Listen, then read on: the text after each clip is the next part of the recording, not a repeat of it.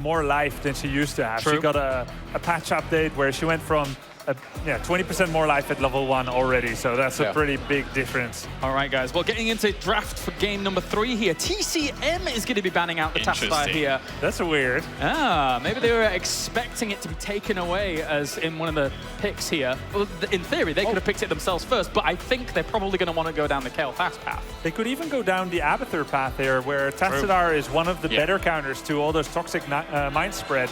If Team Dignitas doesn't ban him, that could give first pick Abathur. It's kind of ambitious. Yeah, maybe they got a plan. It's like Abathur or this guy. Either way, we win and we're happy. So usually that's how you want it to go. Because right now, if they're only counting on Abathur, look at this. Dignitas read right into it and they're going to ban it. So maybe that second plan that they have, which we don't know about, but which Stoltz alluded to. Yeah. I want to, being quite topical. Well, first round day comes out. First ban twice, now gets through and gets picked. So we're going to see. That was a very quick pick. They knew. Yeah, they did. Again, going back to what I wanted to say, being quite topical here, I feel that Cho'Gall is actually best on this map than any other because it's a two-lane map. Yeah. Yes, it's a two-lane map.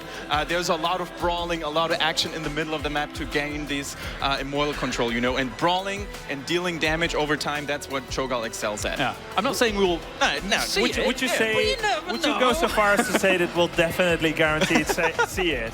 Yes, correct. Vouch for Mike Kalaris. If there is no Cho'Gall, Kalaris will take full responsibility.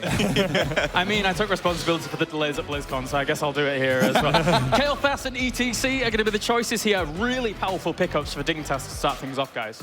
Yeah, it basically fared very well for Dignitas. We know Aethera Angel, a very patient player when he needs to be, waiting, especially after level 20, waiting for that second Marsh Pit wave until the enemy's Tyrael's Sanctification was down. So he definitely knows how to deal or how to play with ETC. I feel like both Aethera and Bakery last game were instrumental in the victory of Dignitas. On the previous map, Bakery, I've grown to respect this guy so much. He brought Karazim to the meta and made it look super strong. A lot of people try to copy him, but like he's still the best. And now, Medic. He's one of the only few players that plays Medic so well. Yes. And, I mean, what's next? He's going to take on a challenge and try to make Rhaegar a winning hero in competitive? Or no, that's too much. Finally have all the Hero League believers have their wishes come true and bring Lily? No. No? With Kalaris cosplaying it, Oh, well, that cosplay will come eventually, sorry. There's a lot of players that really want that, but it's not happening just yet. What is happening is the third pick here of Sonya, coupled with the second pick of Uther. Best buddies for life. Wow. Yeah. That's very strong. You look at Tyron de Uther, Sonya, you're like, whoa, like we are going to need to be very careful. It's Battlefield of Eternity as well, so around mid is where, you know, most of the fighting is going to be happening. Murd in there, often coupled with Sonya as two strong frontliners. Tyrael will get banned out there. Combines really well. Just think about Sanctification Mosh Pit. Your whole team is disabled and the whole enemy team is invulnerable. Sounds pretty bad. So they don't want to let that happen. They don't want to have that power fall into Team Dignitas' hands. Yeah, and I really like those pick comps, especially on Battlefield of Eternity, because on 3-lane maps, there's more space for you to actually avoid these ganks and clear the lanes, whereas on Battlefield of Eternity, it's very predictable where the enemy team is going to be, and you can land those precise ganks, especially while fighting for mortal control. So I really like the comp. It's a really nice twist, by the way. TCM map 1 and 2, they go for sustained comp. This time around, completely different. They're going to go for burst damage, stun lock, and crowd control. So far, a carbon copy of the draft of Team Dignitas as last game. If they take Morales now, I'm going to start having a very strong deja vu feeling here. I think it'd be a fine choice. But I mean, even Karazim here, it isn't banned at the moment, is still a very, very good choice for them too. So they could go down either path. We always know that Dignitas, Team Dignitas... Well, if there was a Lieutenant Morales, this time Bakery would have to be a lot more on his toes, because look at Sonya, look at Tyrande, look at Uther. That's a lot of pressure coming in there. So I could actually see a Karazim very well there. Yeah, especially at level 13. Usually with Karazim, you're taking that Relentless. You're going to be more sustainable against that Camel Sun. That fourth pick is always so interesting when you don't have your healer yet, because you can either go for a healer and keep your fifth pick as a reactionary pick, or pick something else that you think is going to be good now and then hide the healer you want to go for. But it seems like hiding the healer you want to go for doesn't serve much purpose. Yeah, actually, It's better to pick it now, I think. if you take healer as 5th, it's almost always very obvious which one you should take. So it's more like you want a high priority hero that you don't want the enemy to take. Whereas now, reactionary pick is still available as a 5th. And the cool thing about Karazim is you can take down Sonya really well after Divine Shield is gone with 7-sided strike. Might be picking that up with the secondary support that Team Dignitas could take as a 5th pick, depending on what TCM does now. We're not going to see Karazim damage build, are we? Oh, no. It could happen. If they could just take Tassadar or Brightwing and be like, okay, you just well, Tassadar is banned, but you're right. Brightwing would be... of course. Yeah, Brightwing would be a decent choice here. I don't think they lean too much towards the damage build. Obviously, we're probably going to see it later on in the tournament from the likes of Lowell, etc., and we'll get to it when we get to it. But I think here... Bakery's so good with Divine Palm and everything. Yeah. Didn't he have like 100% accuracy on his Divine Palm during Road to BlizzCon, your championships? I would Probably pretty that. close to it, yeah. Ooh, the Diablo Terror. Very all-in comp so far. That's his map to shine. Diablo. I rule here. I will always come back for eternity. Diablo, very nice. Synergizes very well. And then we have Sagara. Devouring Maw, Apocalypse. Yes. For the level 10 power spike. Leap. Actually, yes. Divine Storm. Starfall. All right, guys. Whoa. Guaranteed. Kalaris guaranteed it. Rein it or in. he will take the flag for Rein it in, guys. It should be Leap, man. In the world of fantasy heroes of the storm, this is... All right, final pick for Team Dignitas. How do you react to this? I feel another warrior. You can't react to this. Yeah, it's... Just let it time out and take a random hero. Arthas. Oh, great, yeah. Arthas is actually not a bad pick here, I don't think. Morales. Right now, you need all the disengage in the world that you can get to somehow stop these onslaught coming in from TCM. If they manage to chain their crowd control effects together, it's going to be one hell of a fight here for Dignitas to survive. It will be John Hannah in the end. As It excites no one, but it's solid. Yes.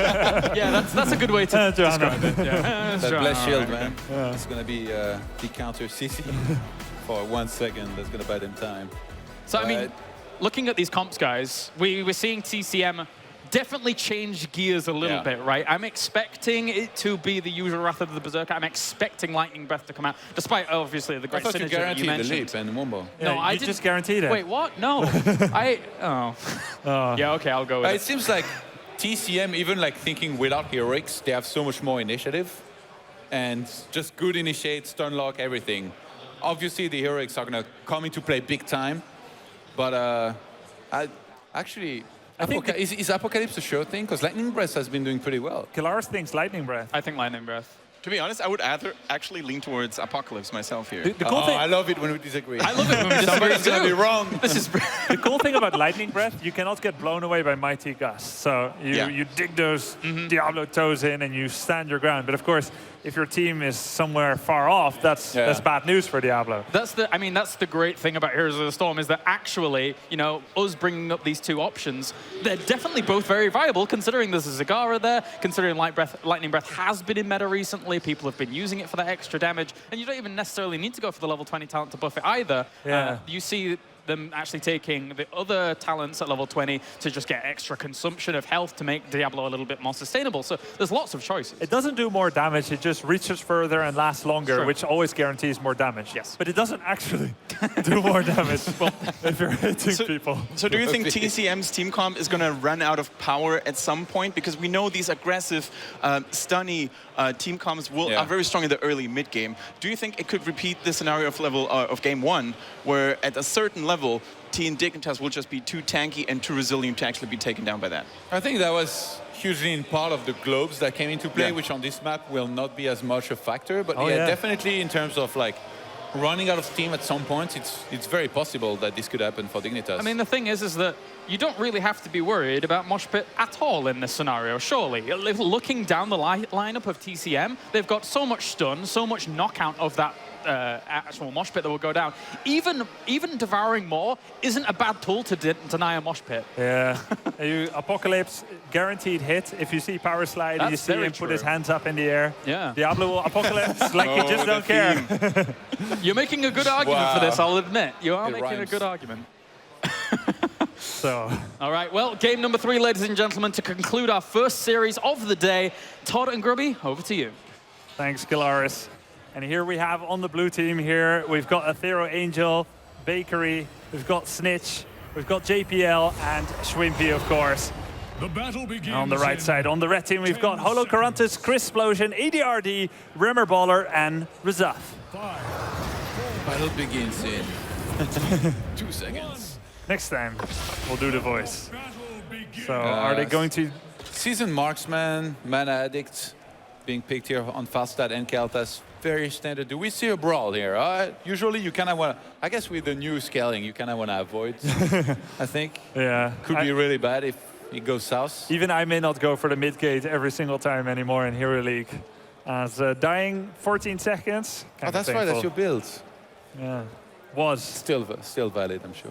Shots of Fury on Sonya. We've got Hunter's Mark talent for 8-second cooldown reduction on Tyranda's trait.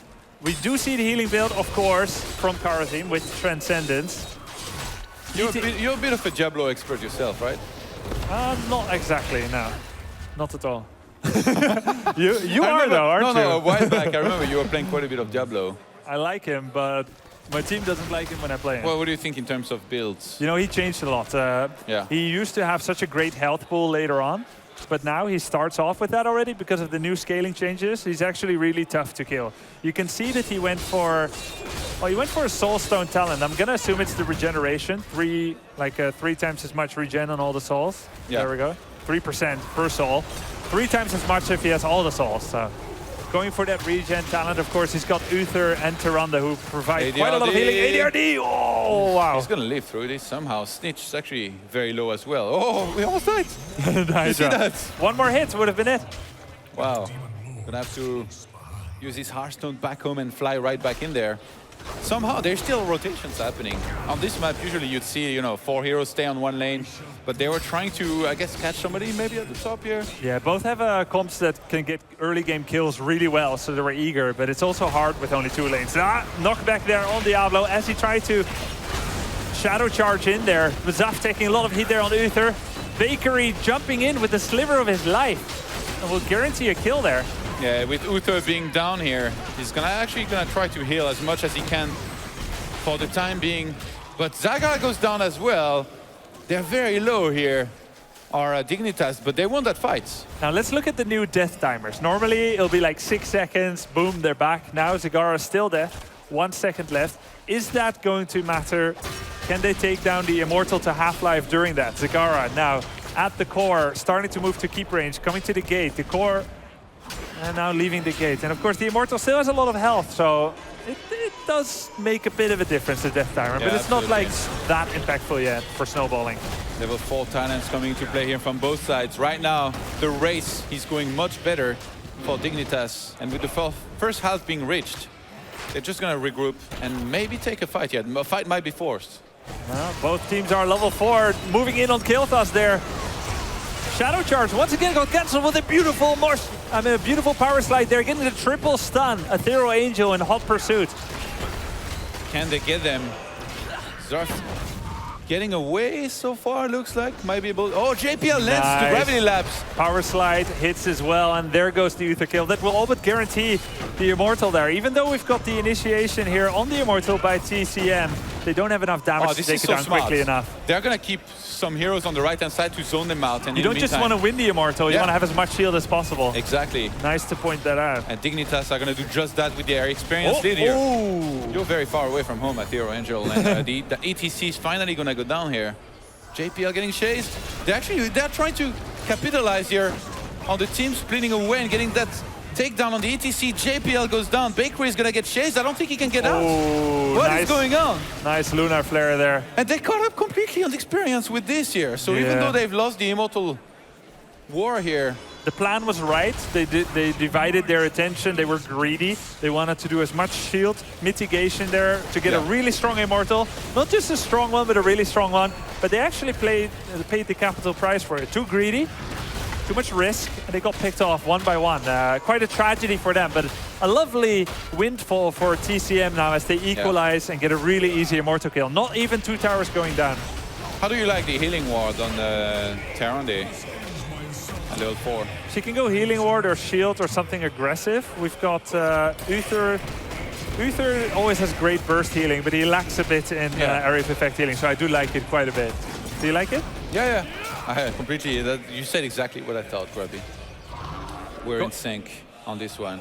If we can see the Diablo talent at level 7, oftentimes we see battle momentum there. He's going for devastating charge, which is kind of like relentless. You've got the CC reduction, but only for 6 seconds after every shadow charge. But it comes at level 7, much earlier than at level 13, and it's going to help Diablo a lot with surviving some of that onslaught of stunts that we can see coming out here from Team Dignitas. So quite an interesting challenge. Yeah. A Diablo build that we have rarely ever seen before, because this is a fairly new talent that has not seen any use. Yeah. TCM weathered the storm very well, actually. They're ahead in experience. They are doing quite bad. They got a few takedowns in middle. They defended the Immortal very well, and now they've definitely gained a good bit of momentum here. In this very important first series here at DreamHack, Dignitas struggling in their first match against, in this case, one of their old teammates here in ADRD. Yeah, 7 teams were invited to the DreamHack Heroes Tournament. 1 qualified by their own strength here. That's TCM, and it's providing such a formidable challenge here for Team Dignitas. Wow. They're going to steal the camp. That's here. A gift. Merry Christmas. The Christmas spirit is real. Well, they had multiple eggs in different baskets as Rimmer Baller is doing another camp here. He should hope he doesn't get interrupted here too. Yeah, that'd be a shame. Like 2 camps in a row with 1 last minion. You take too much, sir. You presume too much. We gave you that camp. Now you're going too far. Oh, and the race is going to start much earlier here for Dignitas. Already going to work here on that Immortal in the middle of the map. Nice team TCM play. hasn't even started working on the opponents here on the other side of the map. Now, a fight for TCM, especially if they win it, is going to be great here. We've got the Fallen Shamans pushing at the top, and Zagara is empowering that push, so that means that their Fallen Shamans will beat the siege camp here of the Impalers. So they're going to play a defensive role here. They want to buy as much time as possible, Team CM here. Oh, I don't think that Dignitas can fight this close to the Immortal. That could be very dangerous business, but they do engage anyway. That health pool from Diablo is so sick. He took just about every punch that Team Dignitas had, and 30% life still. I think he's very close. He should have full souls already. Yeah, he just tapped the well, and he's going to be right back into the fight here in a second. Both teams on level 9. No more ammo here on these towers at the bottom, so they need to defend manually here, should TCM. Now, Falstad is defending the top. He has to, or they'll lose the entire wall here. In fact, they already did. They would lose even more. Maybe the Moonwell, maybe a lot of forts. So it's a 5. Zaga's doing the same at the bottom. Level 10 closing in a little bit faster here for TCM. ADRD is going to accelerate that as well. Are they going to use it though? It's a 10-second window. Can they use it? Level 10 is... Oh, Diablo in the ganks! Diablo from the shadows is so scary, but he did not use his shadow charge, and it was not even a 10-second window. So it's going to be a proper, equal 50-50 fight here with both teams having their heroics. Diablo gets stunned. Double stunned, full life still. Feels good, man. Definitely feels good, man. Phoenix will go down in 2 seconds. That's 1 heroic down. TCM shouldn't make the mistake of engaging too close to the Immortal, but they do anyway, and Diablo's taking so much damage. Oh, no! Oh, still getting a bit of usage there off the Lightning Breath, but a poor coordination. More sprint now on 2 targets. Will not lead to a kill yet. Beautiful Divine Bomb from Bakery on the Ethereal Angel. Is going to take part with some very big stunts. Diablo finally goes down, but with Falstad already being down, he's 4-on-4. Can TCM stick around and still fight? Looks like they're just going to pull back a little bit for now. Diablo clearly not on 100 souls yet. He will have the full death timer, just like Falstad, who will be able to fly in. He's probably on 99. That would be so pro, actually. That would be actually a good move, because you don't want to lose the souls at this point. It's too early. Save it for later. Not yet. Wait for Diablo 3. Dignitas, actually, they're still ahead in the race here for this Immortal. So they're going to regroup. Everybody's back to full hit points and has a lot of mana. They're going to engage straight away. ADRD gets caught. ADRD will get taken out. Beautiful combination there by Team Dignitas. They're hungry for blood. 5 versus 4, looking to finish off this Immortal, which has eluded them for so long. And how much shield they will have on it is what they were looking for in the last Immortal. Now they will have it, and they'll all be alive. TCM's composition has so much potential, but the execution is actually so hard. Yeah. You know, with having a Zagara in there, the Tyrande that needs to know exactly who and when to go for somebody. So it's gonna be, even though they didn't go for Apocalypse, it's actually properly, like, insanely hard for them to get good engagements and sync their heroics. I mean, Zagara ADRD saw a beautiful Devouring Maw in the last fight there at the Immortal. You're not going to miss that one if you can get 3 heroes. It was Chrisplosion actually who, very surprisingly, with 20% of his life, went for that lightning breath. Of course, we can only guess at the communications, but anyway, moving in here. There's no level 13 yet. TCM has to make use of that. Random Lunar Flare missing. Engaging before the Immortals properly taken down. This could be dangerous business again. Yeah, lots of stuns to go all around in random patterns. Letting that Immortal push closer here. We've got Still level a very 13. healthy Immortal. Yeah, full life with a bit of shield. Gonna do quite a bit of damage to that wall here with a five-man push here for Dignitas. They start pulling a little bit earlier before the Immortal is taken out here. I guess they want to head for the top 4. They're going to be level 13 in a second, so going to be one talent up for quite some time. They might be able to secure this 4 tier from this. And there we go, Chain Bomb, Giant Killer, Spell Shield on ETC. So much build diversity, really. Did not go for the support build either here. Relentless on Karazim, and Johanna is still considering, is she going to go for Subdue, the extra slow, or will it be more like Burning Rage like last game? Spell Shield was necessary here? Well, it counters Hunter's Mark combinations really well, but you really need to avoid poke before the fight starts. Yeah, Athero here this time around gets a little bit late to the party. Not going to be a steal on a camp. As TCM, they're just ADR actually just using his Hearthstone just right back there next to the action. No respect. Yeah, hoping nobody will check the area. Nobody does. I see actually the hold your ground. The Rammer. 20% extra shield on Iron Skin on Johanna. Rubber Baller. Good night, sweet prince. It's a lady. Princess. Yeah, TCM, they knew that they had to play passive here, but they get caught out of position. And Dignitas capitalized here on this, I guess, mispositioning very nicely. They knew that TCM couldn't engage. They knew that they would be pulling back, and if they caught anybody off position, it'd just be an execution. So they went for it and they get it. But level 13 is now reached. And it's impatient too for TCM to want to get level 13 that fast. Yeah. Like, why? There's no objective. You're in a rush, kind of. Yeah, but why? risky. There's no rush. Like, there isn't that many camps that really matter yet. The Immortals isn't up yet. Eventually, enemy minion waves will push to your gate. So why do you need to be out there almost in the middle? Overflowing Light here comes into play. Shrink Ray. We've seen Uther going Shrink Ray on level 13 every single time, actually, in this game. Yeah. Where's the Holy Shock? Where's the Blessed Champion? Nowhere to be seen here in this tournament. It's all about that Shrink Ray, man. I have patience. I have a long breath. Mystical Spear for Sonya, 4-second cooldown reduction on that Ancient Spear.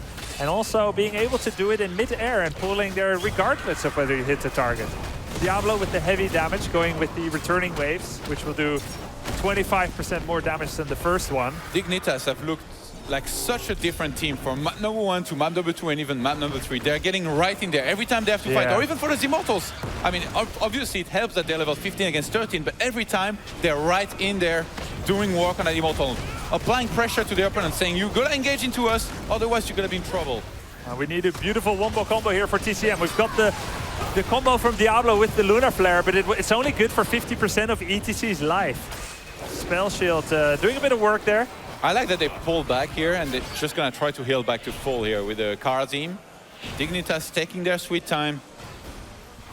Got a number of heroics on a 20-second cooldown. They might just soak level 16 here at the top with Keltas being there. Just take their time. And it's actually might be a mistake here to properly engage into the Immortal. But well, they're applying pressure. They're ready for the disengage. They're giving Diablo lots of space, but as long as he isn't there, they're pretty safe. And it's going to allow the wave to push. Bonus XP, as you said, level 16 is very near. The lanes are pushed too far. So right now, Dignitas cannot soak safely and then make sure that they fly back, for example, with Niche. If they were to go there, they'd be very exposed to a gank, so they just which defend. could be a disaster. So they're just taking their time for now. They might be comfortable with going into a fight. I mean, it's 15 against 14. If they get one single takedown, they will ding that level 16. That's very important, level 16. One takedown or one wave. They're staying as 5 together, not taking any risks here. Athero Angel mounted ETC, moving in there. Phoenix, lots of damage on the Immortal. Maybe a face melt will push everyone away. Lunar Flare misses. Oh, Sonya! Sonya getting away there. Doing such a fantastic job here, Dignitas, of pulling back every single time before things get too dicey or they are too close to the Immortal that he would actually come into play big time with his stunts. 16 coming closer and closer due to the passive experience trickle that Heroes of the Storm has. Moving in now, and they're 16! And they're going to get the Immortal off the back of that. I don't so know why much TCM. shield. Yeah, I thought TCM should fight here. They were on their Immortal. Why would they wait? It Yeah. was equal talent. Sure, they were down one level, but now it's even worse. Yeah, it is worse. It's only going to get worse from here on out. Divine Shield, Mighty Gust. Chris Potion gonna be saved very nicely. Oh, the March Pit lands on 3 heroes, but Devouring Maw is gonna cancel it. Chris Potion getting chased down. He might have 100 souls, but still, you don't wanna die like this. Yeah, that's a lot of health missing now. Health, regeneration, all gone. It was a You good start maul. from scratch, basically. Yeah. Started from the bottom, and now you're back at it. Now they have to defend this really scary Immortal. This could be a game-winning move here for Team Dignitas if they play their cards right. Yeah, and with that Immortal being as healthy as it is, still half of the shields available with the full hit points, they're just gonna stay there, make sure they get the keep, try to push to the core if they can. Phoenix being used already. Right now, TCM scrambling to stay in this game. Level 15 only. They have to wait for one whole level, ideally, before they're gonna be engaging anytime soon. They've got to defend this at the core, or they would have such a defender's disadvantage, actually, with the keep, of course, completely ignoring enemy heroes, not providing any of the slows, attacking only the Immortal. And occasionally, they could get stunned. Now, the race for level 20 is on. Yeah. Immediate soak from Snitch. The race for Epic Mount, Grubby. Epic Mount. The best. No Mighty Wind Tunnel? No. no. It's actually sick how good of a heroic Wind Tunnel is. And still you don't see use because the other options are so good too. But I think we'll see it eventually. I wonder actually what Bakery on the Karazim would go for on 20. He could go for that calm repose. Yeah, but usually there is this argument that he never misses anyway, so... Right, but you can start to use it differently. Like we've discussed this before, like why would Bakery ever take that, right? Because he doesn't miss, but you can start to use it differently, preventatively. Kind of like a Divine Shield, don't attack this target. Maybe he's planning ahead for the one time that he will miss. To be honest, like if they get 20 soon, Dignitas are going to be in a fantastic position to just close it out, no matter what he picks, but... Yeah, that's right. In this case, right now it's level 18 against 16. The talents have finally been equaled. If you're going to take a fight as TCM, it should be soon. Don't let your opponents get too close to 20, because otherwise they can just play passive and make sure they secure that before the next fight. Now, we see great positioning this game by Ethereal Angel. It's always been him that got shadow charged, overpowered flip by Diablo with the Lunar Flare, but it's never enough to take him down. Spell Shield is a big part of that, and the fact that it's a very beefy tank is another part of it. How do you like True Shot actually on Tyrande here? They got some good auto attackers. Sonya is a good auto attacker. Zagara, I think it's okay. Adding a bit of extra damage. Could do quite a bit, I think. If they get a very good fight, like good positioning and everything. You see a lot of that pick of the Lunar Flare talent at 16. I think it's such a bad pick.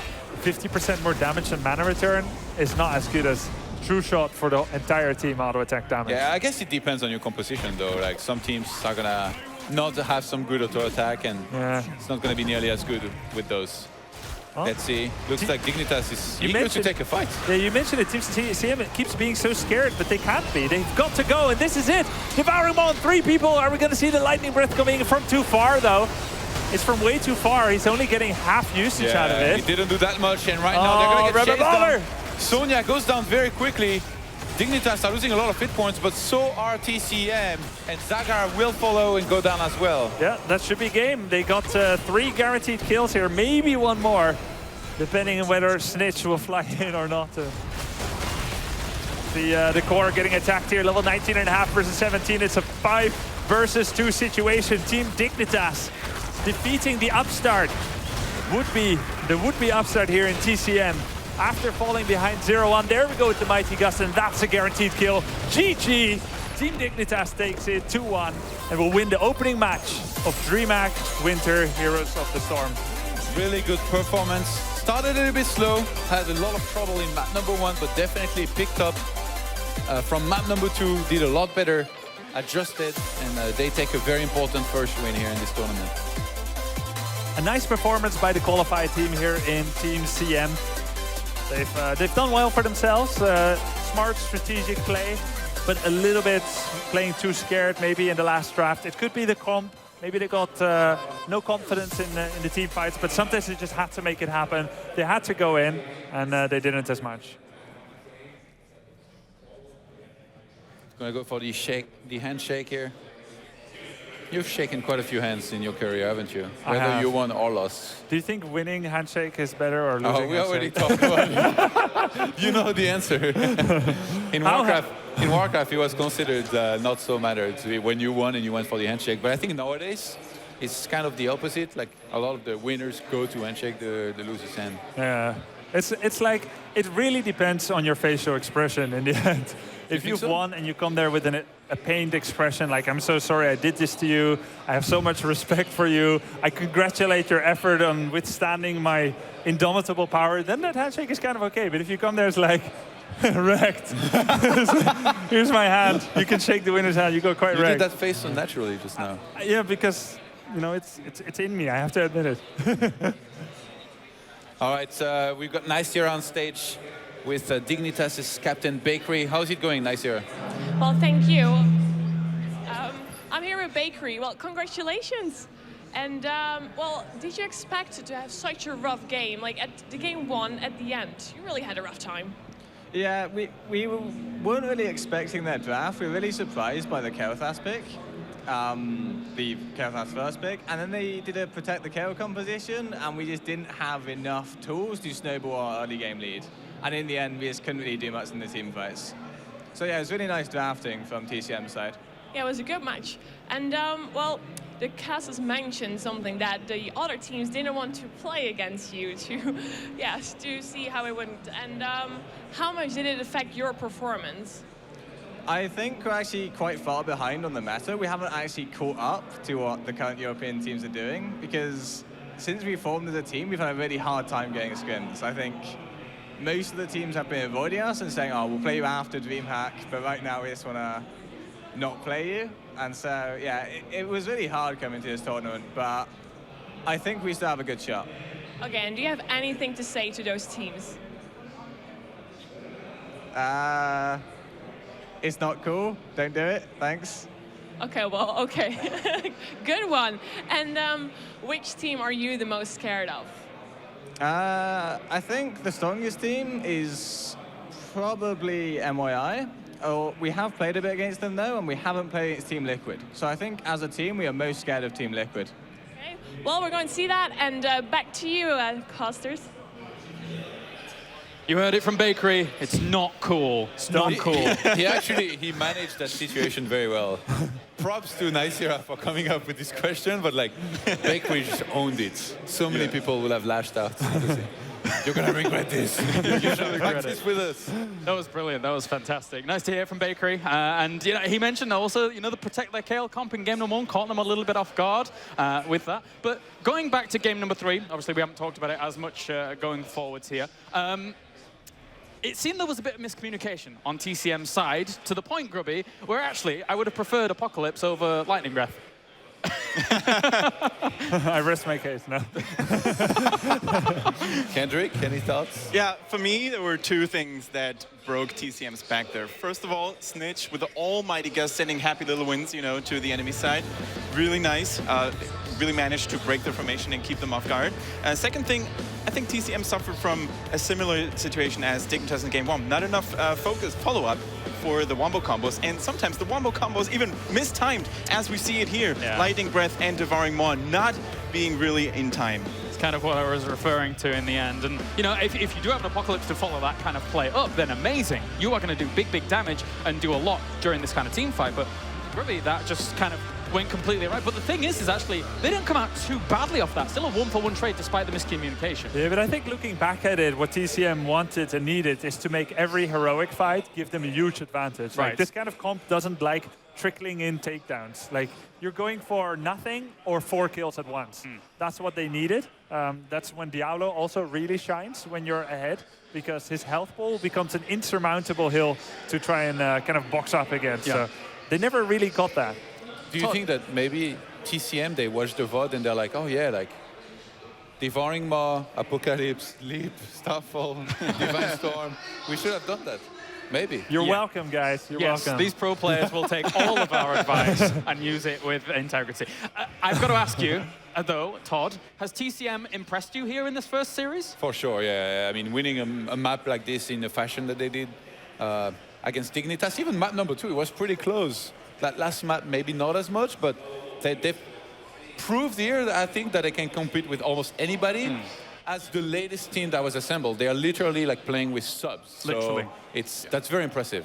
Yeah, let's be honest, Dignitas is the toughest nut to crack in that group. Yes. So every other match is going to be a little bit easier for now, but definitely impressed by TCM's performance. And on the other side, does Dignitas need to now step things up? Considering that they are technically supposed to be one of the favorites, you know, they've had a bit of a rough time in this first series. Is this tournament winning caliber right now for them? Well, they finally got some scrims. Right? Yeah, I guess so.